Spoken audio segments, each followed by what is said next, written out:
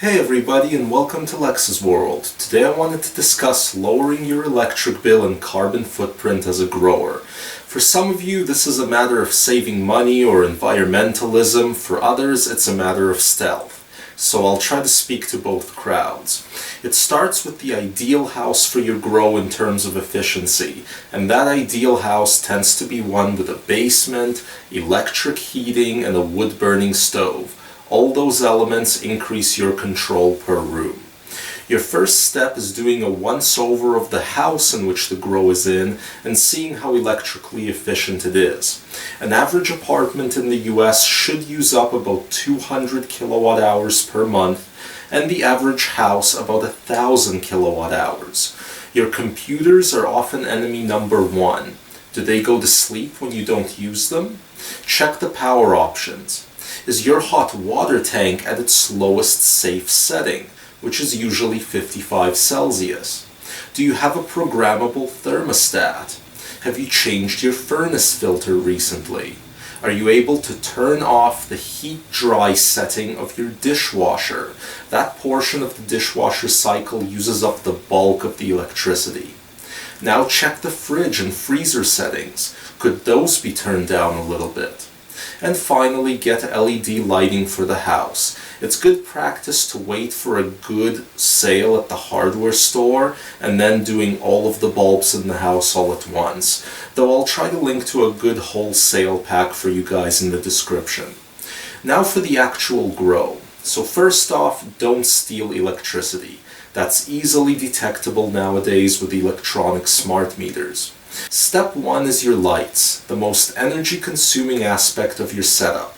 My advice is to switch from HID to LED if you haven't already done so.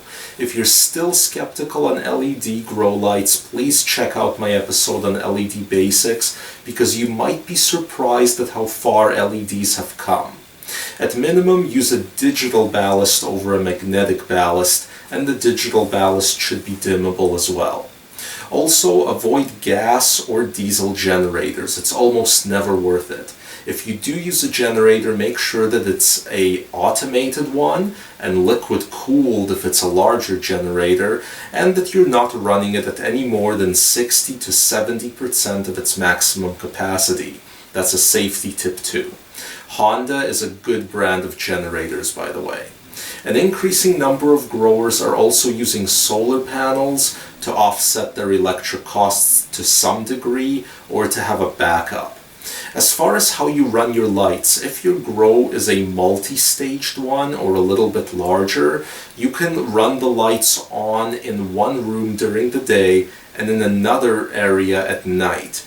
And that makes the grow a lot trickier to detect, even with electronic smart meters. Next is the heat coming off your grow. Most people do generate some heat, and you can use it. In the winter, you can exhaust the air out of your grow room through a carbon filter and into the rest of your house instead of outside to heat your home. This is extra easy with a basement grow.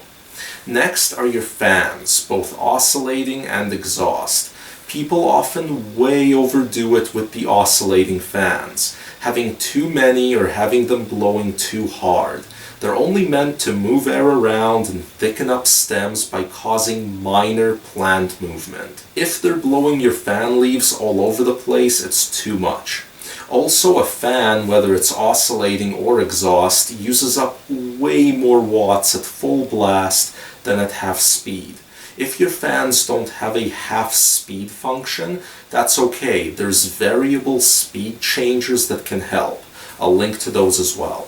Finally, there are your pumps, air and water. There's not too much you can do about pumps because odds are that you need what you're using, but make sure that you're using those hose splitters and well-reviewed air stones on the air pumps in order to use them efficiently, and that the pump isn't too powerful. A small, efficient, dual diaphragm air pump is plenty for most personal growers' needs in terms of oxygenating a reservoir or a deep water culture hydro system.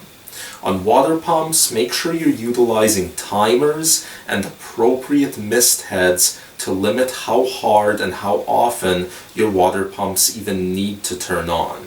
And that's about all I could think of, but use your imagination. At the peak of prohibition, indoor cannabis growers supposedly used up as much as 1% of all electricity consumption in the US. So indoor growing goes through quite a bit of serious watts. That's the show for the day. Hope you enjoyed it. If you did, be sure to subscribe and hit that like button. See you next time.